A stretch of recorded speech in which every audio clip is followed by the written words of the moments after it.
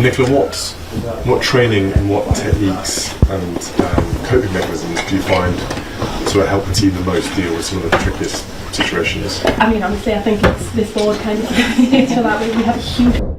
The palace gates stood silent this morning, but behind those walls, heartbreak echoed through every corridor. Just 2 minutes ago, the royal family confirmed devastating news about Prince William, news that has left Britain in shock. Reports say he's facing one of the hardest moments of his life. For years, he has carried the weight of the crown with quiet strength, but this time, even his calm grace seems shaken. The announcement has sent waves of sorrow across the nation, and now everyone is asking the same haunting question: what really happened to Prince William? Join us to find out. The night the palace held its breath. The night before the world knew, the palace seemed wrapped in a silence too heavy for words. The air carried a strange stillness, the kind that makes even the ticking of a clock sound loud. Beneath the soft glow of the courtyard lamps, Prince William stepped out of a side entrance, his coat pulled tightly around him. His expression was calm, but his eyes told another story, one of worry, of quiet storms he could no longer hide. The gravel crunched under his shoes as he walked toward a waiting car. No fanfare, no guards in sight, only the cold wind and the dim light that followed him into the dark. Inside the estate, whispers began to move through the hallways. A few aides had seen the prince leave and exchanged uneasy glances. "It's an urgent matter," one murmured, her voice trembling. He said not to wait up. No one asked questions aloud, but everyone felt the same chill. When a man like Prince William moved in silence, it meant something was deeply wrong. Through the tall palace windows, the lights in his study still glowed faintly. Papers were left open on the desk, letters, photographs, a few notes written in his own hand. The fire in the hearth had burned low, leaving only faint embers, as if even the warmth of the room had begun to fade. Far away, at their family home in Windsor, the Princess of Wales sat alone in the quiet of the drawing room. The children were already asleep upstairs, George's small nightlight glowing faintly, Charlotte's soft toys scattered near her bed, Louis dreaming peacefully without knowing the heaviness resting over the house. Kate stared at the clock on the wall. It was almost midnight. The tea beside her had gone cold hours ago. She had tried reading, then sewing, then pacing, but nothing could calm the unease building inside her. Every sound outside, the rustle of trees, the whisper of the wind, made her heart jump. She checked her phone again, hoping for a message. None came. In the dim light, she touched the edge of a photograph on the table, one taken years ago when life seemed lighter, simpler. The two of them standing in the garden, smiling, the sun warm behind them. She closed her eyes, whispering softly, "Please, let him be all right." Back at the royal estate, the car carrying William moved through narrow country roads, headlights slicing through mist. Inside, he sat in silence, staring out at the darkness beyond the glass. His driver said nothing. He knew better than to ask. The prince's hands were clasped together tightly, his jaw set. The weight on his shoulders was visible, though unseen by most of the world. At a stoplight near the palace gates, he looked up toward the sky, empty, starless, almost black. For a moment he seemed lost in thought, his breath fogging the window. "It has to be done," he whispered under his breath, almost as if trying to convince himself. Within the palace walls, 2 aides remained behind to wait for his return, even though he had told them not to. They sat quietly by the corridor, exchanging glances now and then. The senior aide, an older man who had served the royal family for decades, finally spoke in a low voice. "He's been carrying something heavy. You can see it in his eyes these days." The younger one nodded. "But he never says a word about it." "No," the older man replied softly. "That's the hardest part. He never does." Outside, the night grew colder. The moon slipped behind clouds, and a thin layer of fog began to roll over the palace lawns. The world was asleep, but within those golden gates, the stillness was almost unbearable. At Windsor, Kate finally stood up and walked to the window. From there, she could see the garden faintly lit by the moonlight. The roses William had planted months ago were now only bare stems, trembling in the wind. Her reflection in the glass looked pale and tired. She pressed her fingers against the window pane, as though reaching out to him through the distance. She thought about their years together, the laughter, the shared promises, the life they built away from the noise of the crown. But tonight, something felt different, fragile, as if the ground beneath her heart had begun to shift. The clock struck 1. Still, there was no word. She whispered to herself, "He always comes home." Yet her voice carried doubt, trembling like a candle flame in the wind. In the palace courtyard, the car finally returned. William stepped out slowly, the faint light catching the edges of his face. His eyes were tired, his movements deliberate. A guard at the gate straightened, but did not speak. The prince gave a slight nod and walked toward the entrance. The aides waiting in the hallway stood at once. "Your Royal Highness," one began gently, "is everything all right?" William paused. For a heartbeat, it seemed he might speak. Then he only shook his head slightly. "It's been a long night," he said quietly. "Please get some rest." He walked past them, the echo of his steps following him down the marble corridor. When he reached his study, he closed the door softly behind him. The fire had long gone out. He stood there for a long while, staring at the darkened room before sitting by the desk. He opened a drawer and took out a small notebook, its pages already filled with his handwriting. He turned to a fresh page and began to write slowly, the pen moving with care. The sound of rain began tapping gently against the windows. Somewhere in the distance, a clock chimed 2. He placed the pen down, rubbed his eyes, and leaned back in his chair. His face looked calm again, but his hands still trembled slightly. Before dawn, he left the room once more, leaving the notebook closed upon the desk. On its cover, the royal crest gleamed faintly in the first light of morning. By sunrise, the palace staff moved quietly through the halls. Something in the air had changed. The usual chatter of the morning shift was gone. Everyone spoke in hushed tones. Kate woke before the children and looked out her window again. The garden was covered in dew, the sky still gray. She felt an ache she couldn't name. Then her phone lit up, an incoming message from the palace. Her hand froze before touching the screen. She knew, even before reading it, that the world she loved was about to change. And somewhere between that first message and the rising sun, the royal household began to prepare for an announcement that would shake the heart of the nation. The day had not yet begun, but already the silence felt like mourning. The words that broke the silence. The morning air around Buckingham Palace was cold and still, the kind of silence that feels heavy before something unforgettable happens. Cameras were already lined up beyond the black iron gates, their lenses pointed toward the grand entrance. Reporters stood in clusters, whispering nervously, clutching their notepads as if holding on to courage. No one knew what the palace would say, but everyone sensed it would change everything. At exactly 9 o'clock, the palace doors opened. A royal spokesperson stepped out, their expression solemn, their pace measured. The sight alone made the crowd fall silent. The air seemed to tighten as microphones were lifted, and all movement stopped. Even the wind seemed to pause. The spokesperson unfolded a piece of paper with trembling hands. The faint rustle of the paper was the only sound before the words came, soft, careful, and heavy. On behalf of His Majesty the King and the entire royal family, they began, their voice steady but low. It is with great sadness that we confirm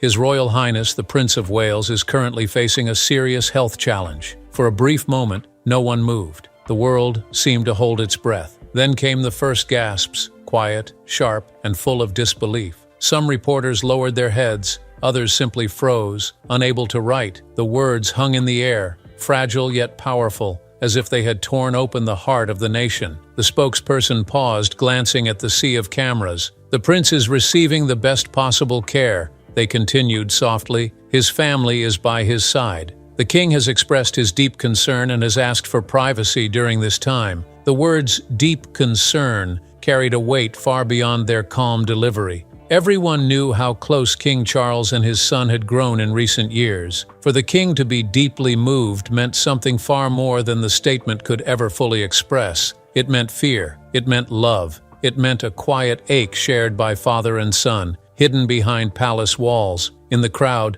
a reporter's hand shook as she scribbled the statement word for word. Another wiped away tears before they could fall. The silence in the press area was not the kind of silence born from respect alone. It was the silence of heartbreak, of collective pain, of realizing that even those who seem untouchable can suddenly be brought low. After a long pause, the spokesperson added, "The royal family wishes to thank the public for their continued support and understanding." Then, lowering their eyes, they folded the statement and stepped back inside. The heavy doors closed behind them, and the echo of that sound lingered like a farewell. For For a moment no one spoke. Then slowly the murmurs began, soft, unsure, filled with disbelief. Reporters looked at one another as though asking silently, "Did we really just hear that?" The cameras began to flash again, but this time it wasn't for excitement. It was for history. Outside the palace, word spread quickly. Within minutes, news screens across London lit up with the headline,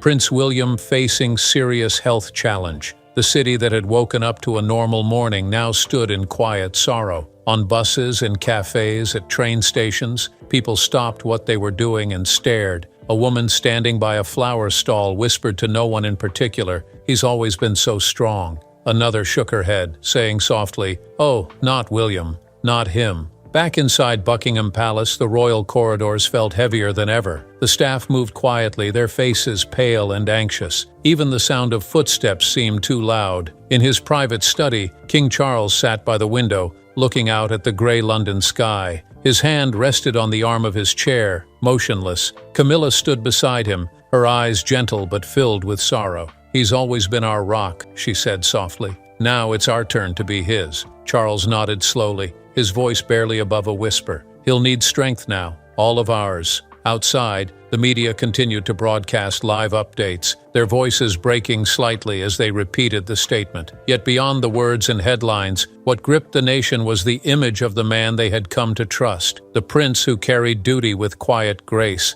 now facing something unseen and deeply human. As the hours passed, the palace gates filled with flowers. Some carried simple notes, "Stay strong, William." Others were left without words, just symbols of love from the people who had watched him grow from boy to man, father to future king. The clouds gathered above, and light rain began to fall. People didn't move. They stood there, umbrellas forgotten, eyes lifted toward the palace windows as though waiting for reassurance, for a glimpse of hope. But the windows stayed closed, and the flags barely moved in the wind. In the newsrooms across the world, the same question began to echo. How serious is it? But the palace gave no more details. The statement was final, its simplicity both a comfort and a wound. As evening fell, the golden lights of Buckingham Palace shone softly against the grey sky. The world had heard the news, but the reality of it was only beginning to settle in. Behind those bright windows, the royal family gathered quietly, bound not by crown or title,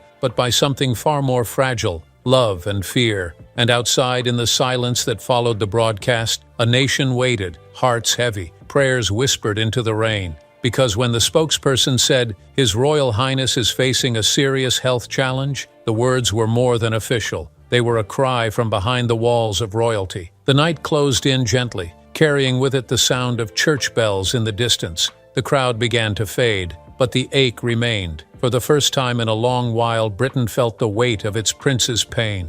And in that quiet, beneath the soft glow of palace lights, it felt as though the whole world was holding its breath. When the crown trembled. The hours after the announcement felt endless. The palace stood under a soft gray sky, its stone walls holding more sorrow than sound. Inside, the royal family moved quietly, each person lost in their own thoughts, their own ache. The words from the statement still echoed through every corridor. "His Royal Highness is facing a serious health challenge." They were simple words, yet they carried the weight of thunder. In his private study, King Charles sat by the window, his hands resting on the arm of his chair. His face was pale, the lines of age more visible than ever. He stared out at the gardens where autumn leaves fell slowly, one after another, drifting to the ground, as if time itself had slowed. A small cup of tea sat untouched on the table beside him. Every few moments he seemed to reach for it, then stop. He wanted to be strong, for his son, for his family, but even a king could not command the heart to obey reason. Camilla entered quietly, her footsteps soft against the polished floor. She said nothing at first, only stood behind him, her hand resting gently on his shoulder. "You should rest," she whispered finally, her voice tender. Charles didn't turn. His gaze remained fixed on the garden. "How can a father rest when his child is suffering?" he said softly. His words trembled, but his tone held the steady calm of a man used to bearing the unbearable. Camilla moved to the window beside him, following his eyes to the fading roses beyond the glass. "He's strong, Charles, stronger than you think," she said. The king nodded faintly. "He always was," he murmured, almost to himself. The silence between them stretched on, filled only by the faint rustle of the curtains in the wind. Camilla finally slipped her hand into his, their fingers meeting in a quiet bond of love and fear. Neither spoke again, because words could not comfort what hearts already knew, the pain of a parent watching their child face something they could not protect them from. Across the estate, the Princess of Wales sat in the nursery, her children gathered close around her. George leaned against her shoulder, trying to be brave. Charlotte, ever observant, watched her mother's face carefully, while little Louis sat in her lap, his small fingers clutching her sleeve. The evening light spilled softly across the room, glinting off toys and picture books left scattered from earlier in the day. The warmth of the room contrasted sharply with the heaviness in Kate's chest. She smiled gently at the children, hiding the worry that burned behind her calm eyes. "Papa's going to be fine," she whispered, brushing a strand of hair from Charlotte's face. "He just needs some rest." Charlotte nodded, though her young face was unsure. George looked down, his lips pressed together tightly. He had inherited his father's quiet nature, his strength, his silence. "Can we see him?" he asked in a small voice. "Not just yet," Kate replied softly, "but soon." When the children were finally asleep, Kate sat alone for a long while. The house was still, the faint sound of rain tapping against the windows. She walked to the fireplace and stared at the flames, her hands trembling slightly. She tried to hold back her tears, but they came anyway, slow, quiet, unstoppable. At that time, she wasn't a princess or a public figure. She was a wife terrified for the man she loved. She pressed her hands to her face and whispered, "Please, let him come back to us." Meanwhile, far away from London, in a quiet home across the sea, Prince Harry sat alone watching the news replay the palace statement. The screen showed the gates of Buckingham Palace surrounded by mourners, flowers already gathering along the walls. His expression was blank at first, but as the words repeated, "His Royal Highness is facing a serious health challenge," his face changed. He leaned forward, elbows on his knees, staring as if the screen might somehow explain what his heart couldn't understand. His phone lay on the table beside him, silent. He picked it up, scrolled to his brother's name, and then stopped. His thumb hovered over the screen, but he couldn't bring himself to press it. The room was dimly lit, the only light coming from the television. His wife watched from the doorway, her face soft with concern. "You should call him," she said gently. Harry's voice was low. "I don't even know what to say." "Say what's in your heart," she replied, but he only nodded, still staring at the phone. The distance between them, miles of land, years of misunderstanding, felt impossibly wide. Yet tonight, all that mattered was family. For the first time in a long while, Harry felt something break inside him, a sadness deeper than pride. He finally stood and walked to the window, looking out into the dark night. The city lights glimmered below, quiet and distant. "He's my brother," he whispered. "He always will be." Back at the palace, the night deepened. King Charles and Camilla walked slowly through the garden, the lamps casting soft golden light around them. The king's cane pressed lightly against the gravel path as they moved in silence. The air smelled faintly of rain, and the roses, though fading, still held their shape in the cool evening breeze. Camilla looked at him, her eyes full of quiet pain. "The country loves him," she said softly. "They'll stand by him." Charles nodded, his voice barely above a breath. "Yes, but tonight I am not the king of this nation. I am only a father praying for his son." The words hung in the air, fragile and honest. Inside, a few lights still burned in the upper windows. Kate, now sitting beside her children's beds, watched them sleep, her face calm again, though her heart still trembled. She reached out and brushed George's hair gently, whispering, "Everything will be all right." And across the sea, Harry stood by the window, still holding his phone, still unable to call. That night, Britain felt smaller, its great castles and endless cities united not by ceremony, but by quiet sorrow. The people prayed, candles flickered in windows, and hearts broke in unison for the man who had always stood so tall. It was not just the crown that felt heavy that day, it was every heart in Britain. The weight of a crown. The palace stood silent under the soft grey skies of London. It was a morning like any other to the outside world, yet inside those ancient walls, time seemed to slow. Memories drifted through the corridors like whispers, memories of a life lived in quiet dedication, of a man who had carried the hopes of a nation without ever asking for pity or praise. Prince William had always known what duty meant. From his earliest days, the idea of service was not just a lesson, but a way of life.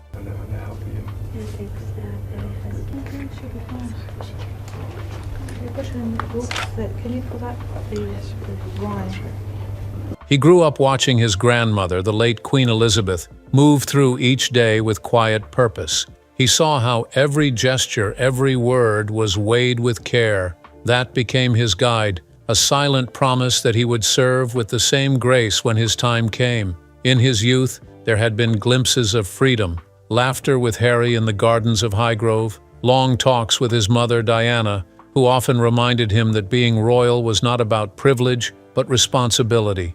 "You must always remember," she once told him gently, "it's not the crown that makes you, it's the heart behind it." Those words never left him. When he joined the RAF, it was not for glory, but for purpose. He wore the uniform with pride, not because it made him a prince in the air, but because it made him a man among others. Those who worked beside him often said that he never acted like a future king. He was steady, focused, and deeply human. The nights were long, the missions demanding, yet William found comfort in the discipline, the routine, the feeling of being useful beyond the palace walls. During those years, Kate stood beside him with quiet strength. They shared small moments that few ever saw, whispered encouragement before official events, a reassuring touch during long days of duty, laughter when the cameras were gone. Together, they built a home that felt real, not royal. Their children brought warmth to his world. George's curiosity, Charlotte's boldness,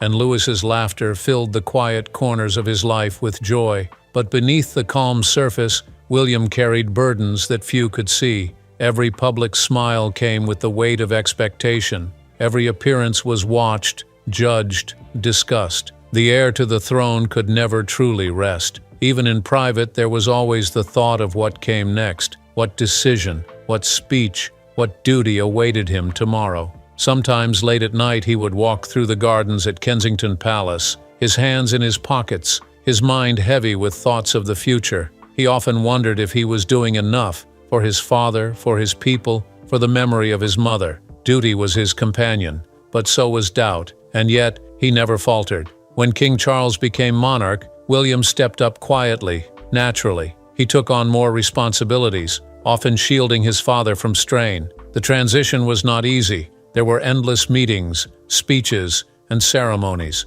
But William did not complain. He simply moved forward, one day at a time, as he always had. Behind the scenes, he carried another kind of burden, the constant pull between family and nation. He wanted to be there for his children, to watch them grow without the same pressures he once knew.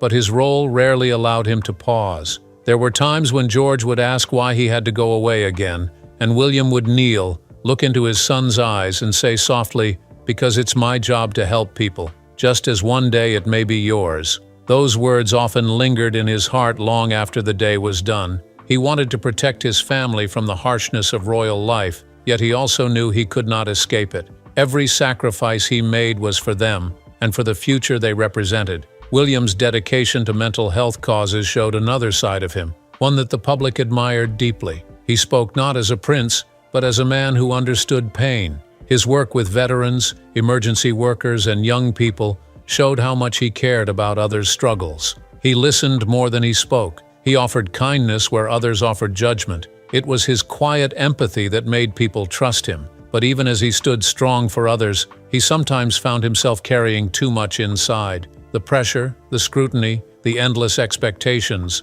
they all took their toll. Those who knew him well noticed the small signs, the fatigue in his eyes, the long pauses before meetings, the way he sometimes stared into the distance as though lost in thought. Still, he never let it show to the world. "He's always been the steady one," an aide once said softly. "Even when things get hard, he keeps going. It's who he is." There was pride in that steadiness, but also pain. For years, William had been the bridge between old traditions and new hopes, between the duty of the crown and the dreams of a modern world. He carried the love of his mother, the lessons of his grandmother, and the expectations of his father, all within one heart. And when the devastating news finally came, it was not just about what had happened. It was about everything he had given. Every sleepless night, every quiet sacrifice, every moment of silent strength seemed to rise to the surface. The world mourned not only for a prince, but for a man who had spent his life serving with humility and grace. In those first hours after the announcement, the palace remained still. Outside, people left flowers by the gates, their faces heavy with sorrow. Inside, the family gathered, bound not by titles, but by shared grief. King Charles sat by the window, his hands trembling slightly as Camilla rested a hand over his. Kate held her children close, her eyes filled with silent pain. Harry, far away, stood by the window of his home, the news still echoing in his heart. And across Britain, millions felt the same ache, as though a light had dimmed in the nation's soul. Because William was not just the heir, he was the heart that beat quietly within the monarchy, the steady rhythm that kept the old and the new in balance. He was the son who carried his mother's warmth, the husband who cherished his family, and the man who bore the weight of a crown with grace that few could ever understand. In the stillness that followed, one truth remained, that behind every duty and every sacrifice, there was love, and that love, even in sorrow, would never fade. When the nation fell silent. Across the United Kingdom, a deep stillness spread like a wave. From the northern hills of Scotland to the quiet villages of Cornwall, people felt it, the sudden emptiness that words could not fill. It was not just the loss of a prince, it was the loss of a man whose heart had quietly touched millions. The news had broken early in the morning, yet by noon, the country had changed. The streets were quieter. Radios played soft music instead of chatter. Television screens showed the same haunting image, the royal flag at half-mast, fluttering weakly against a gray and heavy sky. At Buckingham Palace, the gates were already covered with flowers. Lilies, roses, forget-me-nots, and small handwritten notes lined the black railings. Some messages were written in shaky hands, others by children who barely knew how to spell his name. Yet each one carried the same message: love, respect, and grief. An elderly woman stood near the gates, her hand resting on a walking stick, tears glistening in her eyes. "He was one of us," she whispered softly, "kind, humble, and good. That's rare in this world." Her words trembled in the cold air but carried a truth that everyone around her felt. In the quiet streets of Windsor, candles flickered in every window. Families stood outside their homes, some in silence, others softly humming hymns. Church bells tolled gently, their sound echoing through the evening air. It was not a sound of ceremony, it was the sound of loss. In London, outside Kensington Palace, the crowd grew larger as night fell. People gathered with photographs, flowers, and flags. Some prayed, others simply stood and wept. A nurse named Claire, still in her hospital uniform, laid a single white rose by the gate. "He came to our ward once," she said, her voice breaking. "He spoke to the patients like they were family." I'll never forget that. At the same time, in Manchester, a group of veterans stood together, their medals shining faintly under the streetlights. They had served during William's years with the RAF and knew the quiet strength he carried. One of them, a man named David, removed his cap and held it to his chest. "He understood us," he said softly. "He never looked down on anyone. We've lost a leader and a brother." Even the youngest felt the pain of his loss. At a small primary school in Norfolk, children gathered in the playground to place paper crowns and flowers in front of a framed picture of him. A little girl, no more than 8, placed a small drawing of a family holding hands. "He told me once to be brave," she said in a tiny voice, "so I'm trying." Across television networks, tributes poured in from world leaders and charities he had supported. But it was the voices of ordinary people that moved the nation most. A farmer in Wales spoke of William's visits to rural communities, saying, "He cared about our struggles when few others did." A mother from Birmingham remembered how he comforted her son during a public event, bending down so the boy would not feel small. Each story revealed not a prince on a pedestal, but a man who met people where they stood. Churches opened their doors through the night, and thousands came to light candles. The smell of wax and flowers filled the air. In Westminster Abbey, the organ played softly as people entered one by one, heads bowed, eyes wet. The golden light from the candles danced on the stone walls, flickering like fragile hope. Outside, the city lights dimmed early that evening, The wind carried the scent of rain, and the sky turned a deep silver gray. Somewhere in the distance, Big Ben rang, slow, solemn,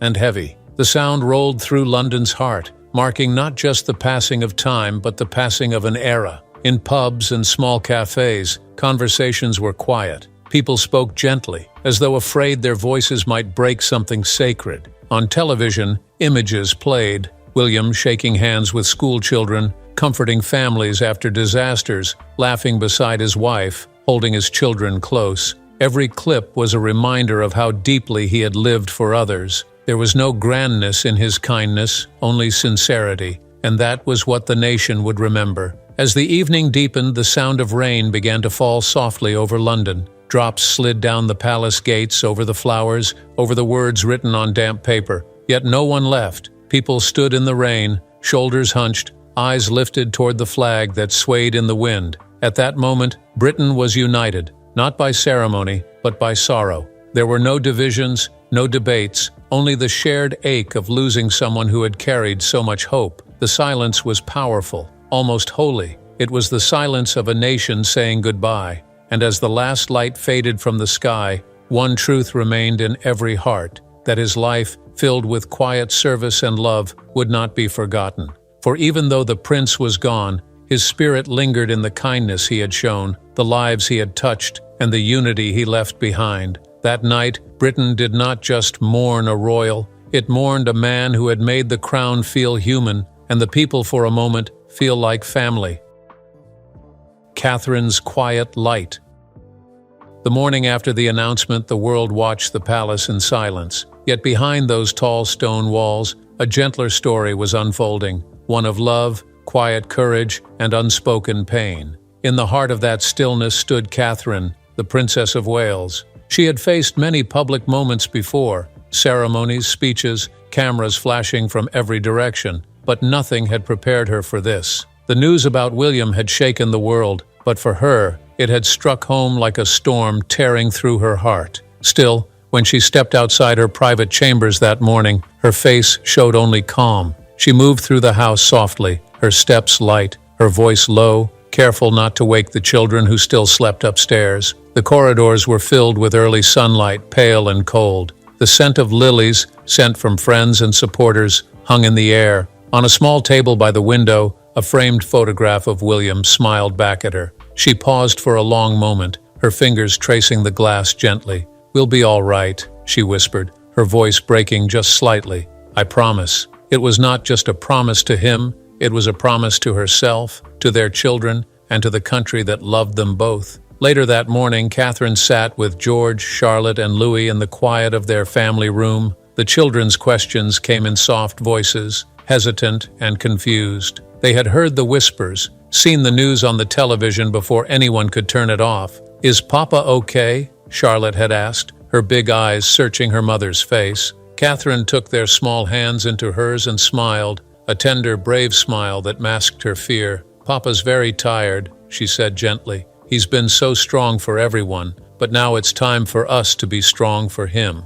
Her words were simple, but they carried the grace of a mother who understood both love and duty. As she spoke, she thought of the last few months, the quiet changes she had noticed. William's long nights in his study, the weariness behind his smile, the way he would sit by the window, lost in thought. She had known something was wrong, but he had always reassured her with the same words, "I'm fine, darling. Just work." But she could see it in his eyes, the struggle he hid behind his calm, the burden of leadership, the weight of expectation, and something deeper, something unseen that had slowly taken its toll. He had carried it all in silence, protecting everyone but himself. Now the truth was out, and Catherine felt both heartbreak and relief. The world finally saw the man she had known all along, not just a prince, but a human being who had given so much of himself that there was little left to give. That evening, after the children had fallen asleep, Catherine stood by the window again. The palace grounds stretched before her, quiet and still under the soft glow of the moon. Her reflection looked back at her, pale, tired, yet steady. She pressed her hand against the glass as though reaching for the man whose strength had once filled every room. "Hold on," she whispered, her lips trembling. "We need you. I need you." A single tear slipped down her cheek, but she quickly wiped it away. There was no room for despair now. She had to be strong, for him, for their family, for the nation that looked to her for hope. Over the following days, Catherine became the still point in a world spinning with worry. She attended briefings, spoke softly with palace staff, and sent updates to those closest to the family. In public, she appeared composed, her posture elegant, her voice calm, her smile tender but brave. Yet behind the quiet dignity lay a heart carrying more than most could imagine. The cameras often caught her glancing at the sky or holding her children's hands a little tighter than usual. Those who saw her felt something they couldn't quite name, an invisible strength that seemed to hold everything together. She never said much, but her silence spoke louder than any words. In the small chapel near their home, she often knelt alone at night. The candles flickered beside her as she bowed her head, whispering prayers for William's healing and peace. The golden light touched her face softly, and in that sacred stillness, she found courage. She prayed not for the crown, not for power, but for love and for time. It was there, in those quiet moments of faith, that she became the true heart of the story, the calm within the storm. Her love for William had always been steady, but now it became her strength, a gentle light guiding their family through the darkness. The world watched her and saw not a grieving woman, but a pillar of grace. She didn't need to speak. Her presence alone told 1,000 stories of devotion, of courage, of endless hope. And as days passed, the deeper truth began to unfold. The world learned what William had been enduring, the silent battle he had fought while smiling for the cameras, the toll of constant duty, the quiet exhaustion of carrying a crown's weight before it even rested on his head. Catherine had known all along. She had seen the cracks behind the calm and the man behind the title. Now, as the truth came to light, her heart ached not just for him, but for the life they had built together, a love shaped by both tenderness and sacrifice. That night, before she went to bed, she returned once more to the photograph by the window. Her fingers brushed over his face again, and she smiled through her tears. "We'll be all right," she said softly. "We always are." A father's voice in the silence. The world held its breath as King Charles appeared on the screen. The palace behind him was bathed in soft light, but his eyes carried the weight of sorrow and love. His voice, though steady, trembled slightly as he began. "My beloved son," he said, pausing for a moment, "has shown courage beyond measure. In times of hardship, he has stood for duty, compassion, and hope. Now, it is our turn to stand for him." Across the nation, people stopped to listen. In homes, in hospitals, in quiet pubs where candles flickered beside photographs of the prince. The king spoke slowly, each word falling like a prayer. "Family is the heart of our strength," he continued. "Though we face uncertain days, we will face them together, with faith, with love, and with grace." A tear slid down his cheek, but he did not hide it. For once the world saw not just a monarch, but a father. "William has given his all to this country," he said softly, "and even in his silence he gives us something greater, unity." As his message came to an end, the king looked directly into the camera, his expression both tender and firm. "In times of darkness," he said, "we must remember the light my son has given us all." The screen faded to black, but his words lingered, carried through the hearts of millions.